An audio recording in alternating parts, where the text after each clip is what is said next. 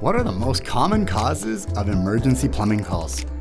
Well, the emergency plumbing calls are most often around water leaks.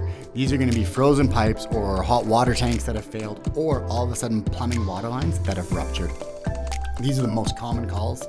And then getting into some sewer backups where all of a sudden no water from the house is going down the sewer. These are the type of calls that all of a sudden your house has come to a standstill. You have no running water anymore, or you have no ability to drain water. And so at that point in time, getting somebody out there as fast as possible to mitigate the existing damage and then fix the problem. Those are the most common plumbing emergencies that we deal with.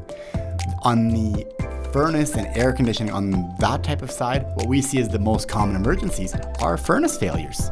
All of a sudden at -30, when that furnace has just been running nonstop for days at a time, something just fails.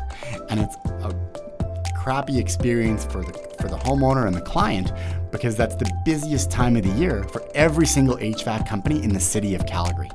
And so in that moment, getting the right equipment, getting the replacement, rescheduling the labor takes a lot more resources that aren't as readily available, which is why you get back to that real important part of maintaining your equipment per the manual. So that way it mitigates or reduces the likelihood of a catastrophic failure when it's cold outside.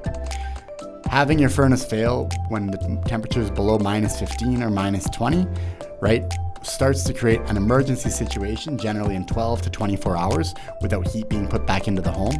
And in those cases, the most important thing you can do is get temporary heat, either with electric heaters or a fireplace if you happen to have one, getting heat back into the house in order to reduce the level of the emergency when that furnace does fail.